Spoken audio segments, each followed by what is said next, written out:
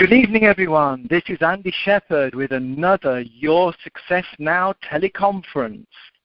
Hello, wherever you are in the world, whether you're in America, the United Kingdom, Europe, Brazil, welcome. This week, I'll be talking about how to get from where you are now to where you want to be. Before I get stuck into this week's conversation, this week's call, let's make this a little bit more interesting by getting this a bit more interactive. So, like I said on the last call, if I say to you, are you ready to start? Then perhaps you'd like to say yes and make this a bit more interesting. So I'm kind of imagining that you're saying yes. So even if you're on a recording, maybe you'd like to join in with this. Remember, if you've missed any of the teleconference calls, please feel free to send me a message on Facebook or send me an email. More details on how to contact me at the end of the call.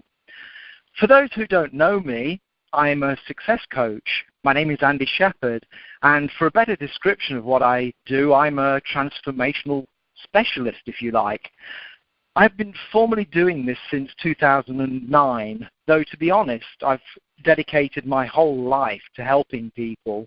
But through doing extensive studying and training, I am now more effective on helping people and have transformed many people's lives. It's been my privilege, for example, to work with hundreds of people who are getting better relationships, better incomes, having happier lives. I've coached people from every walk of life, from upcoming actors, models, singers, housewives, solopreneurs, Emmy Award winners, highly successful business people from every stage, even multimillionaires. So, like I said last week, we have the power in us to do absolutely anything, to be anyone, to go anywhere, have whatever we want, riches, fame, all of it. All of this stems from a most important part of us, which is the power of the mind. With the power of the mind, we can literally achieve anything and everything. And this has been proven many, many times. For example, if we think about a person like Donald Trump, if we think about, for example, the people going to the moon, they overcame the impossible by determination. Yes, they had a team to help them with. That was a little bit more easy, perhaps, than climbing Mount Everest. But at some point, that was completely impossible. Or to run a 4-minute mile. Or in the case of Jim Carrey, I don't know if many people know this, he had quite an impoverished upbringing, actually. He, for example, when he was young, he used to share a bed with 5 other brothers and sisters. And the way that he changed it was really by very much working on his mind and believing the future would definitely happen. He used to go to Mulholland Drive, for example, every night. And he was driving a very battered car, and he would imagine that he was actually going up there in a limousine, and he was looking over at the LA and looking at it and saying, this is all mine. I am famous, and every single person there knows me. He put a check over he stuck a check on the roof, the ceiling, and when he used to wake up every day, he would look at it, and it would say something like, I think it was $3 million, and put a date at the end of the year, and it says, for services rendered in the entertainment industry. So actually, by the date that he'd set, he actually had earned something like $5 million through 3 films, which were very famous, The Mask being one of them. So with the power of the mind, and something called law of attraction, pretty much anything is possible. Once we are determined, we can really do anything. And so this is something very key to getting us from where we want to be, from where we are to where we want to be. And if people are where they want to be now, well, this will help you to get to another where you want to be, another place.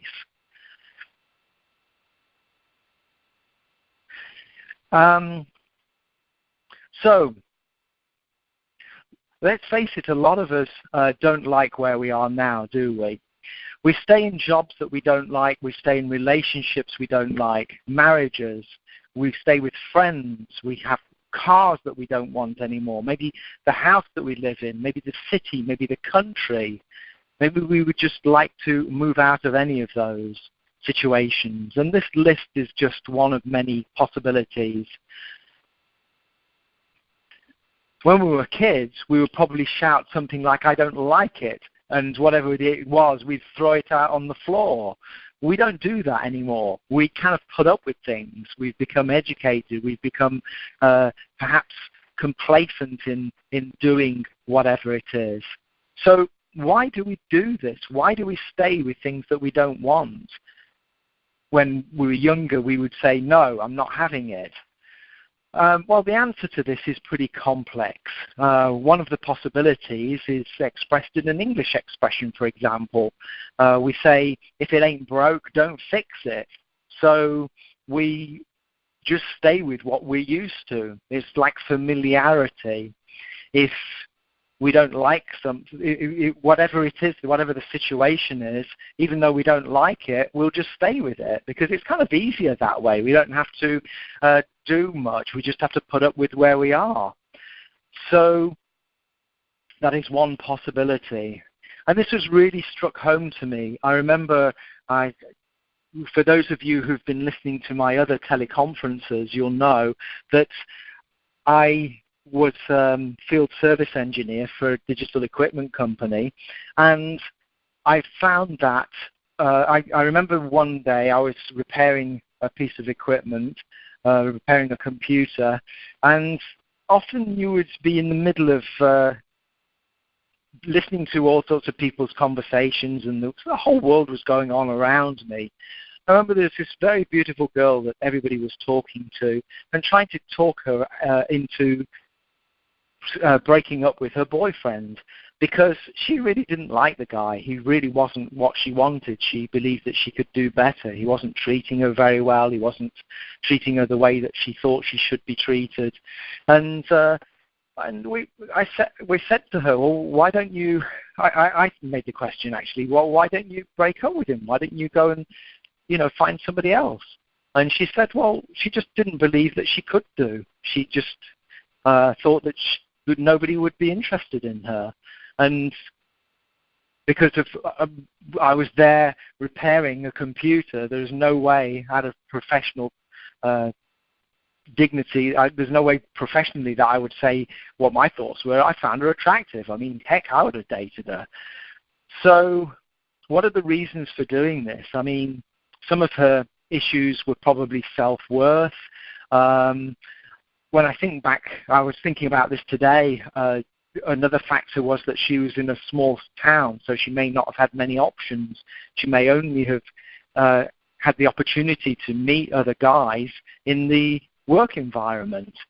And I know how difficult that can be, having lived in a very small town myself for several months, and I know that you just basically don't meet anyone. Basically, she needed a commitment to change whatever, no matter what. And with that commitment to change, she could have made it. And the reason that she stuck with it was something that would have been interesting to look at from a six human needs point of view. Six human needs is something that I learned from Tony Robbins. And at a later teleconference, I will go into that because I believe that's a very interesting subject, and you'll get great benefit from that. By understanding what our top needs are, we will understand what drives us, what motivates us, and from that we'll get a very much better picture of everything, which is pretty useful. Another factor about how we can make a change from where we are to where we want to be is using law of attraction. In her case, she was attracting what she didn't want. So by having fear of the unknown, she was staying with what she'd already got by going, well, basically if I move from here, if I move forward and move out of this relationship, then nobody will date me. So law of attraction will give you what you want, which is whatever you're thinking about. So in her case, she's thinking, I won't get another boyfriend, so she won't get another boyfriend. If she believed that she would get another boyfriend and the boyfriend would be somebody absolutely amazing, then that's exactly what she would get. And this example goes with absolutely everything. And our mind makes us stay where we are. We're limited by what our own beliefs are. And there are lots of reasons for this. There are decisions that we make when we are younger, for example. And from these decisions, it kind of is like a roadmap for the rest of our lives, if you like, which is pretty unuseful. So basically, I mean, one thing that we're saying is, I mean, when we're talking about making a change and having the courage to do it, I mean, this is your life you're talking about. This is serious stuff. We need to make a change. Imagine what life would be if we didn't make a change and we didn't wake up. We really need to wake up. So what I want to do is I just want to do a quick exercise about how important this is. So whoever's listening now, whether you're on a recording or whether you're listening to me live, I would like you to just pick one thing that would, preferably the one thing that if you changed, that you'd really like to change, something that is really, really getting to you, and we'll work on that. If you've not got enough time to do this, then don't worry. Then just pick anything. Just pick the first thing that comes into your mind. You can always get the recording from me if you're not listening to the recording already, and go through this process again. So picking that one thing that you'd like to change, maybe it's to be out of a relationship that you don't want to be, whether that's a romantic one or otherwise, whether you're sick of your car breaking down, whether it's because you want to get out of your job, whether you're in the wrong profession, whether you don't like where you're living, you don't like which house you're living in, which city, which country, which state, whatever it is. Take that as your example. So I just want you to simply but very powerfully contemplate how you're going to feel in 6 months' time if you haven't made the change and you stay where you are. How will that feel to you? How will it feel to be putting up with that situation that you don't want, or that place that you don't want, or be with that thing that you don't want, if we're talking about a car or a house? How will that feel to you? Now let's take that forward to being a year's time. How will that feel? How will you feel if you stay in the same situation for a year? How will that be? Now take that forward to 5 years. Imagine 5 years from now, if you stay with the same job, with the same people, with the same career that you really, really detest, that you know is wrong for you, that you know you're bigger and better than, you know that you can do greater things. What if you stayed with that in 5 years' time from now? How would that feel to you? And how would it feel in 15 years from now? Imagine, transport yourself forward into 15 years from now. How will it feel if you are still in that relationship that you don't want to be? How much suffering will you have had from that? How many bad times will you have had? How much pain will you have been caused from that?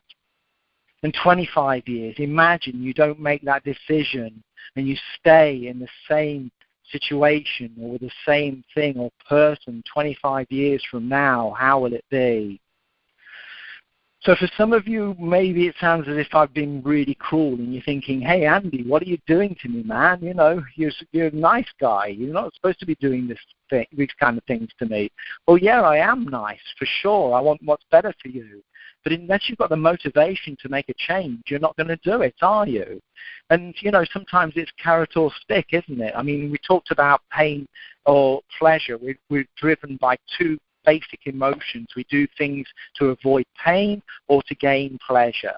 And most of the time, we do a lot of stuff to avoid pain, which is why you're not moving at the moment. So a better way to avoid pain is to contemplate all of the pain that you're going to feel ultimately through the whole process. If you don't make that pain, take the risk and have a short-lived pain to make the adjustment. So that's why I've gone through this. This process is something that's really pretty useful. And I recommend you do that with any kind of change that you want to have, because this will give you the motivation. A good thing to be able to do would be to journal this as well, to journal what I'm saying so that you can remember, you go through the process and write it down. Write down how you'll feel 6 months, a year. You go 5 years, 10 years, 15, 25, and work it out. Do that with anything. So now you must make the decision that you are worth more, that you will make that change. This is really important. And the next step is to take basically responsibility for where you are now. We talked about this before. That's pretty difficult because you think, well, how can I take responsibility? Because it's not my fault that I'm here. It's this other person's fault or these other people all around me. But ultimately, we have the decision to move forward. And if we're not making that decision to move forward, then we can only blame ourselves. If we're blaming everyone else, fine, we can do that. Go ahead. But by doing that, we're not moving forward. We're not going to be able to make a change. By empowering ourselves, we then have the ability to change anything very, very quickly. By empowering others, then it is probably quite a difficult situation. We need to be empowered on ourselves. I hope that's making some sense. If not, maybe at the end of the call, I'll definitely be taking some opening everything up so that people can ask me whatever questions are on your mind. So, when we're in situations which we don't, where we are and we don't want to be there, obviously we're going to feel bad. Now, I've completely turned this upside down. I now see any bad feeling that I have as being something glorious, something fabulous, something incredible. Because, and you must think I'm nuts at this point. Okay, anybody out there thinking I'm nuts, say yes. Okay, it's not, let me explain. Basically, I see this as an alarm bell going off. If I'm not feeling good, it's an alarm bell going off. I remember that Esther Hicks says all the time, we are here to be happy.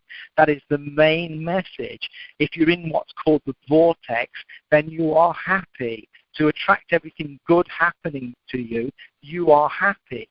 That doesn't mean that we spend all of our life just doing any thing to just make ourselves happy by doing things that are not beneficial to us and beneficial to others. No, we have to keep on track with this, and that's another subject which I talked about before, and I'll probably mention again in the future.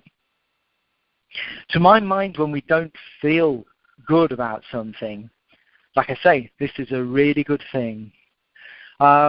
This alarm bell is alerting us to the fact that we are not on our optimum path, if you like, the path that we should be following to have the things that we deserve. So that's another way of looking at it. When we're getting the pain, then go, well, where is this pain coming from? What do I really want to be doing? Where do I really want to be? And what would it take to get there? Or just use some law of attraction to get there. The next part is the most difficult part for a lot of people. The next stage is to actually go forward and get out of the situation we are and to basically make a change. To get what we want from life, we're basically going to have to take risks. The bigger the dream, the bigger the risk. So as I started saying earlier, erroneously, I was mentioning Donald Trump. Donald Trump took great risks. For example, I believe that he started off he saw that everybody was leaving downtown New York, and there was a lot of buildings which were just running derelict, and he realized the opportunities. He knew that if he created the right environment, everybody would go back there. So he took a huge risk, and everybody else was saying no.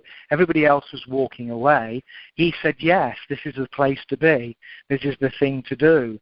So he moved forward, and he bought up every property that he could. And, well, you know the great things that he's done there. And the fact that he has, for example, Trump Tower now and so on. Walt Disney did exactly the same. He built on swampland here in, I believe, Anaheim, was it? He bought all of this swampland, and everybody was saying, you're absolutely crazy. What are you doing? But he had this vision. He decided what he was going to do, and he just doggedly kept on and kept on and kept on until it was what it is today. Every person, I think every single child in pretty much the whole of the world has heard of Disney. And why was that? He decided to get from where he was to where he wanted to be, and just decided, that's it, I'm just going to do it until it's completed. With that determination, you are unstoppable. The biggest thing that stops us, like I say, is fear. And I love the acronym. This is an acronym, FEAR. Fear. Fear is false evidence appearing real. So if you think about that, that's all it is, false evidence appearing real. Often it's very, very unlikely when we see something that we believe is going to happen in a bad way. It's very, very rare that it actually happens the way that we think it is going to. And the greatest thing that you can do is to just punch through fear. For example, I've done firework in Unleash the Power Within, one of the Tony Robbins. It's the first seminar that you go on with Tony Robbins. And a lot of people say, I want to go to the seminar, but I don't want to do the firewalk. And the firewalk is probably one of the most important components of it. At the time, I've done 2 firewalks now, and at the time I really didn't get it, why it was important. And now I do. I realize the full impact. As I've said to other friends I remember a friend in Brazil who was having a terrible time with her business falling to pieces. I looked her in the eyes and said calmly, I said, you have already done the impossible. You walked on fire. You can do anything. The whole thing of walking on fire is a metaphor to be able to do something that you think is impossible. And even though you have all of this fear in you, you still go and do it. Now, I'm not suggesting you go out and go and walk on fire. Please do not do this. It is a very dangerous practice. There is a special technique to it, which is what Tony teaches you. And once you've got yourself into the correct state, this correct frame of mind, and you know exactly how to go through the process, then it is safe. So it's like anything in life. Yes, fear is useful because it will make sure that you take care and do things cautiously. For example, going across a road. If you're going to go across a road without going across when the little man is gone white instead of red, it's probably not a good idea. And you need to keep looking to see whether somebody is, a driver is paying attention, etc., etc. Fear is a good thing. We need to use it. So I don't think I really need to go on more about that. I think you pretty much get the picture, don't you? At this point, I'm imagining you're saying yes. So come on, join in, everybody. Makes it more fun if you interact with me, because I can't hear you. Here I am all alone, just talking to my phone, and a bit of interactivity is great for all of us. So when we believe, this is a great one. This is something I got from Jack Canfield. The best thing we can do is to believe that the universe is conspiring to help us. When you believe that, everything will change, I promise you. When you look at whatever is happening in our life, it is consistent with whatever we're thinking. So when we're thinking and when our minds are more finely tuned and sending out the right messages, then we'll get to this glorious space where, the universe literally does conspire to help us. And when we believe that, then we're going to attract that more and more into our lives. There is actually a magic to life when we're actually paying attention. Most of the time, I think that we're actually going through life kind of blindfolded and really not paying much attention to the glorious things that are happening around us. There's some things that have, when I've been attempting to do things that have just unfolded very beautifully, and I'll talk about that in a while. I'll give you an example of how that is true. So the following things that I'm going to say to you are just general advice. This is a very complicated, delicate area, and basically this is normally something that I would address in coaching sessions, but to make this a smooth process, because like I say, some of these topics are pretty life-changing, basically. And so I'm just giving you some rough guidelines, and basically I'm looking forward to coaching each and every one of you one day. So let's look at if we want to get from where we are to where we want to be, on talking about a job. We're talking about a job that we see as not being particularly good anymore. So the first thing that we could do is to find out what our life purpose is. So this was covered last week.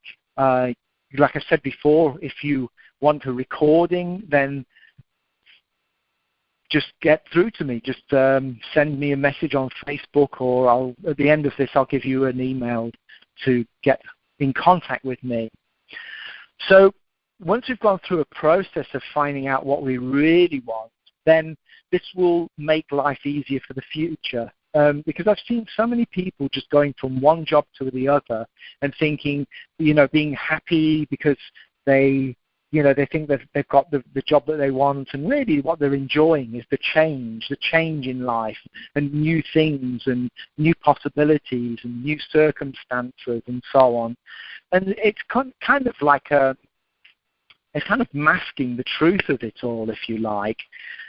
So that is why once you've found your life purpose, then this really makes life a lot better, as I'm sure you can understand and appreciate.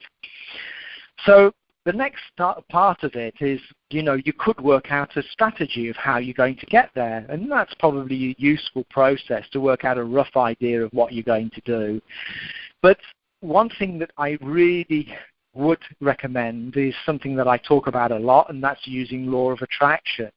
So law of attraction, very briefly, I've talked about this in other sessions, but law of attraction is something that, if you like, it could be the power of our mind is connected to the universe is there to give us whatever we want and is listening to whatever you have in your mind all of the time, 24/7, 365 days a year, all throughout your life, and basically give you whatever you want. And it's like a physical law. You know, if I push an object, as long as it's not too heavy, it'll move. It's a physical law.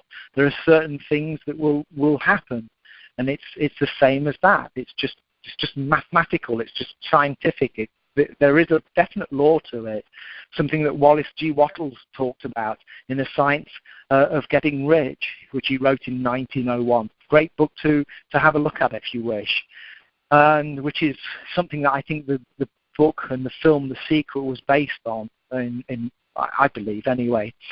So, law of attraction, if you don't believe in all of those things, definitely when you are focused on something, then you're going to find ways of happening, and magically a path will appear to you.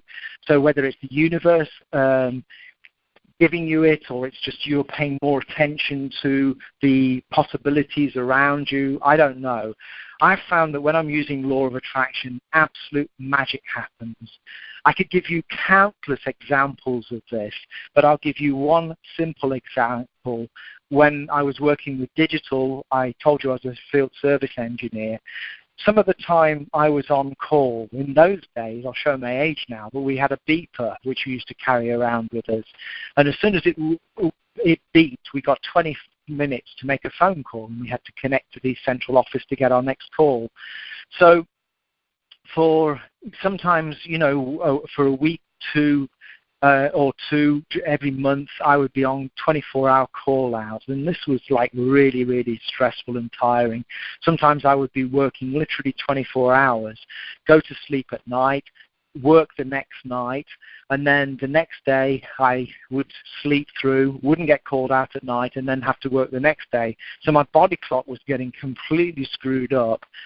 The time then when I actually wasn't working, I was kind of really stressed out through exhaustion, I guess. But, I wouldn't go out at all because I thought, what's the point? If I get paged, then I'm going to have to stop whatever I'm doing. So I can't, if I'm in the middle of a meal and I'm with,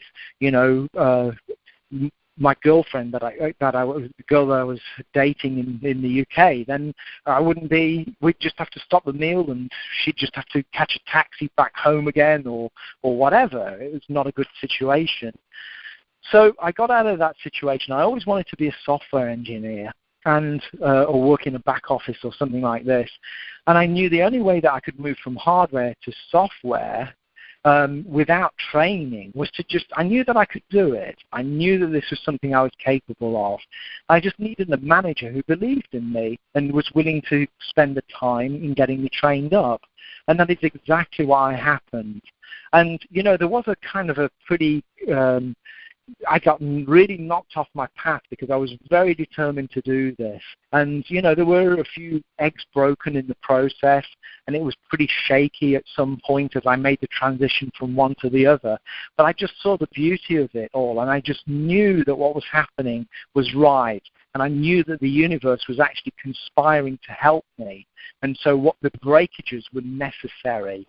And everything really worked out well. And I got a great job, which was a lot more stressful and in a lot of ways much more enjoyable.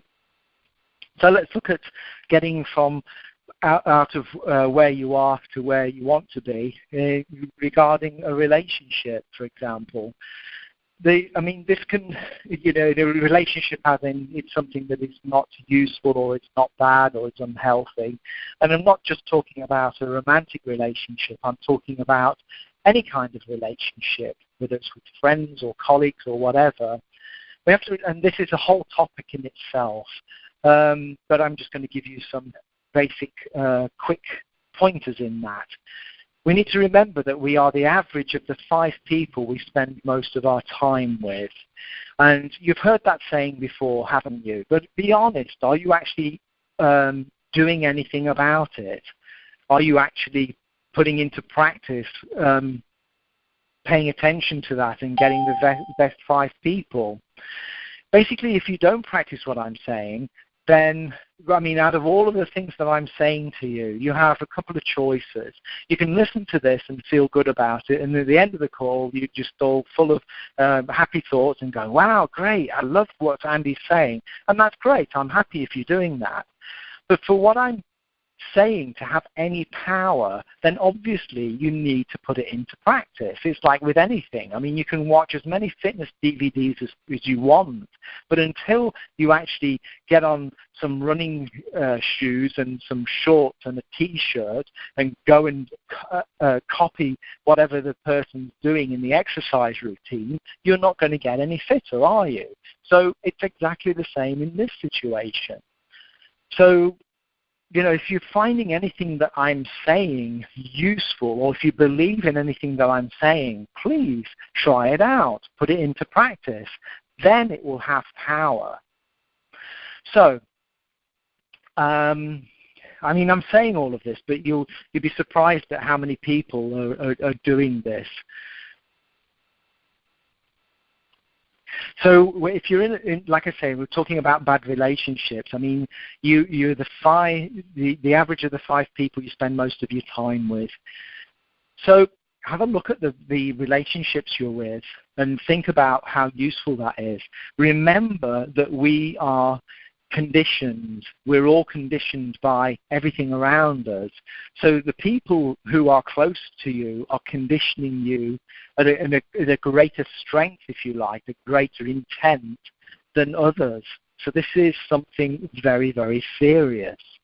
And if you're a businessman, something you might even like to contemplate as well is the fact that basically you are the average of the income of the 5 people you spend most of your time with. And that kind of made sense to me when I thought about sometimes when I've not been in a good economical situation and I've looked at the people that I'm closest to. I thought, wow. And I remember at times when I've not had a great income and the people around me didn't have much of an income, and I was exactly the same. And that kind of made sense. So generally looking at the path to whatever it is that we want. Let's go through, I've got an 8-step process, okay? And some of these you'll hear a kind of commonality between some of these processes. And so this is interesting. I'd like you to contemplate this and perhaps put some of it into your daily routine with whatever you do. So whatever you're looking at, you need to decide what it is that you want, what you want to change.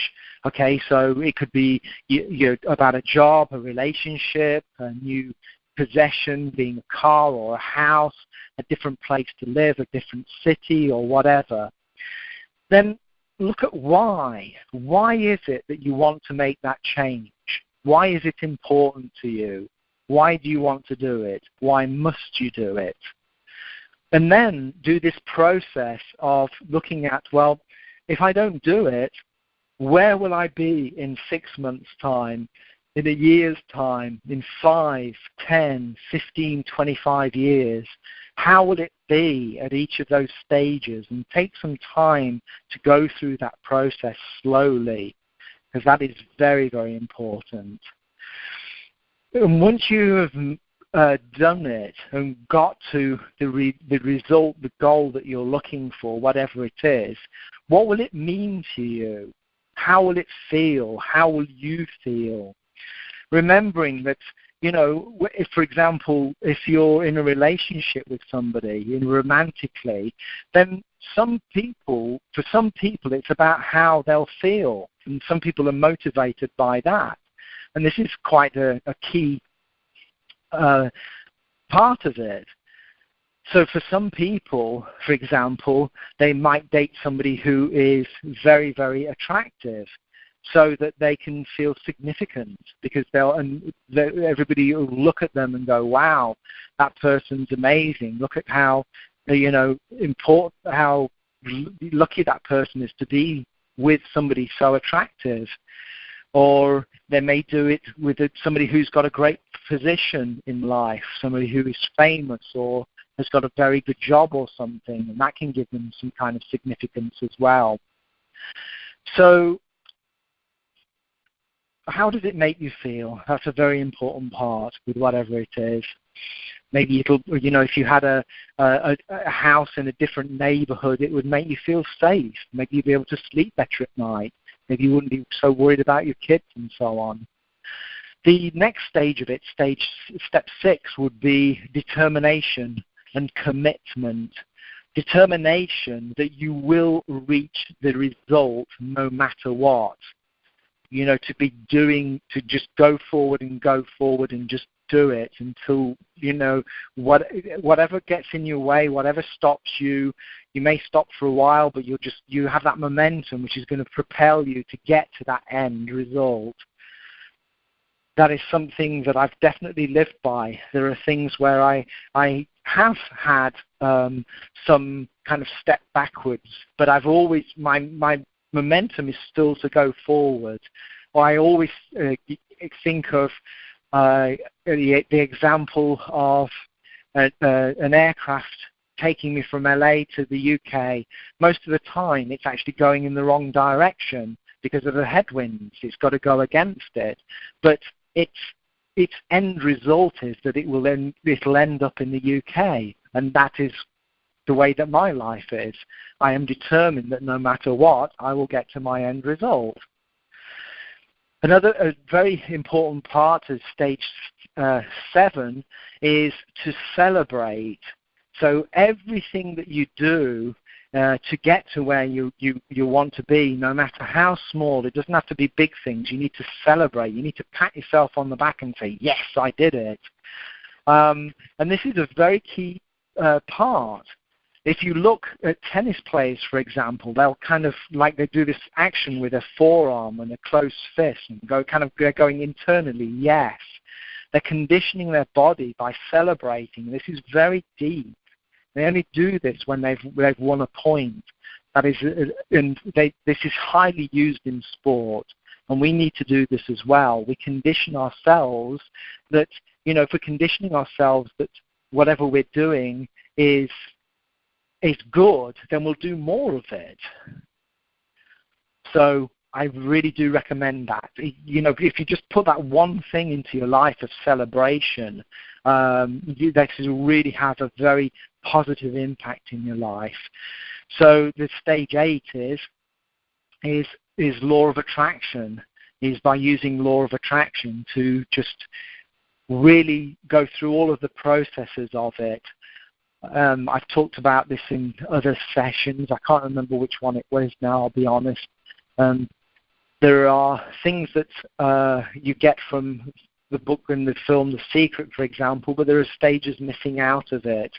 But definitely if you follow that sequence, then that will help greatly.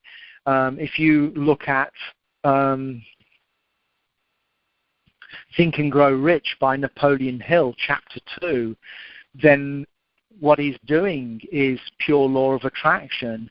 He's getting you to state your goal in a very, very simple way, and the first thing you do in the morning is look at it, and the first thing before you go to sleep is look at the goal that you've written. And this is really putting it into your mind and sending out to the universe, okay, this is what I want. For giving a very, very clear message there. So those are the stages that I recommend to this. So what I would suggest as well is I've given you some pointers here. I hope this has been interesting to you, but I believe that anybody who's listening to this, and thinking about my coaching, for example, you'll think there's 3 possibilities. The first is that you'll think, definitely I need to be coached by Andy, and I'm going to, the amount of money is not important. I'm sure that he's going to be charging something reasonable.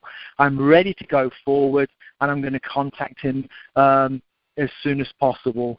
today preferably, and you'll move forward. The second possibility is that you're very interested in what I'm saying, so you have a few questions you'd like to ask, or you want to find out more about the way that I work, so you'll contact me by connecting with me on Facebook if you know me there, or you connect with me from an email, which I'll give in a few minutes. The third possibility is that you think I'm a charlatan, I haven't got a clue, and to be honest, you probably haven't, you won't even be listening at this point. And, you know, I'm going to be pretty sad about this and probably cry a little bit because I'll be wishing that I, know that I can definitely help you and desire to be given the opportunity to do this. So let me tell you a little about the way that I work. So what I do is one thing is I'm a bit like an antivirus, if you like. So, there are certain blockages that we have. There are certain decisions that we've made, but probably mostly early on in our life. And these decisions have had a certain meaning to us, which have continued throughout our life.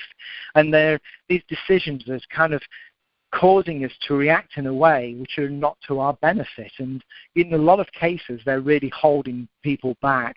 And some of these things can be something that is just so, that seems to be very small and very trivial, but are actually having a monumentally large effect on us. So I'm very skillful at working with that.